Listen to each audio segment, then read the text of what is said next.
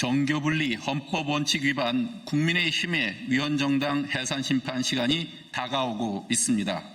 21세기 대한민국에서 일어난 일이라고 도저히 믿기 어려운 초대형 정교유착 게이트가 벌어졌습니다. 어제 김건희 특검이 국민의힘 당원 명부 관리업체 압수수색 이후 통일교육 교인 명부와 국민의힘 당원 명부를 대조한 결과 교차로 확인된 인원만 11만 명이었다고 합니다. 충격을 금할 수 없습니다. 그런데 국민의힘 송원석 원내대표는 적반하장으로 특검을 비난하고 통계학적 개연성 운운하며 변명에 급급하고 있습니다. 국힘이 해야 할 것은 변명이 아니라 사과입니다. 진정으로 떳떳하다면 특검의 정당한 법 집행을 가로막기 전에 스스로 당원 명부를 제출했어야 하는 것 아닙니까? 장동혁 대표는 한술 더 떠 특검을 고발하겠다고 엄포까지 놓았습니다. 제발 저린 도둑이 도리어 매를 든 격입니다. 20대 대선 경선 당시 국힘에 입당한 교인 수는 아직 특정되지 않았습니다. 그러나 만약 특검 수사로 해당 시기에 윤석열 추대 목적으로 통일교 집단 입당이 이루어진 사실이 드러난다면 통일교의 대선 개입이 입증되는 것입니다. 윤석열 대통령 당선의 원천 무효는 물론 국민의힘은 위헌정당 해산 심판대에 오를 각오를 해야 할 것입니다. 헌법 제20조는 종교와 정치는 분리된다고 천명하고 있습니다. 헌법과 민주적 기본 질서의 근간을 무너뜨리는 정교 유착은 민주사회가 결코 용인할 수 없는 중대범죄이기 때문입니다. 전직 원내대표는 교주에 큰절하여 뒷돈을 챙기고 사이비 종교에 좌지우지되는 정당은 더 이상 민주사회에 존립할 이유가 없습니다.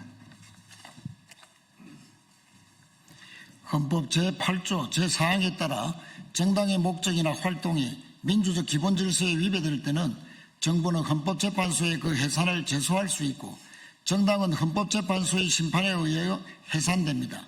2014년 헌법재판소의 통합진보당 해산 결정문을 보면 정당의 목적은 강령 당원뿐만 아니라 정당 대표와 주요 당직자 등의 공식 발언, 간행물, 당원들의 행위도 포함된다고 명시되어 있습니다.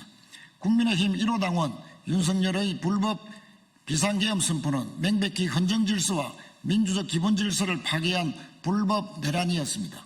불법 계엄을 지속시키려 했던 추경호 의원 등의 계엄 해제 의결 방해 의혹, 국힘의 집단적 윤석열 탄핵 반대 역시 내란 동조 행위로 헌법상 민주적 기본질서의 정면으로 위배됩니다.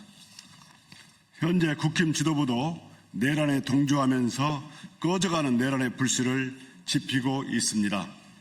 노상원 수첩이 성공했다면 이재명 대통령도 자신도 목숨을 잃을 뻔했다는 정청래 대표의 연설 도중에 제발 그랬으면 좋았을 걸이라는 폐륜적 망언을 내뱉은 송원석 원내대표, 이를 옹호한 김재원 최고위원은 국힘이 윤석열의 친일 쿠데타 성공을 기원한 내란 동조 정당임을 방증합니다.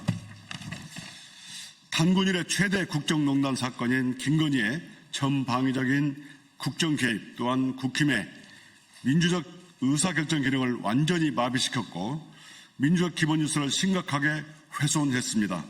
정교유착, 내란 동조, 국정농단 등 민주적 기본질서를 위배하고 파기 직전까지 몰고 간 국힘의 정당 해산 사유는 이미 차고도 넘칩니다.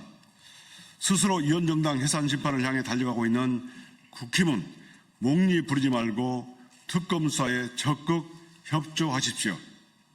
윤어게인 내란 세력과 단호하게 결별하십시오. 계속해서 진저거린 내란 반성 없이 주권자의 명령인 특검 수사에 대적한다면 위헌정당 해산 심판으로 대한민국 정치사의 뒤안길로 사라지게 될 것임을 국민의 이름으로 경고합니다.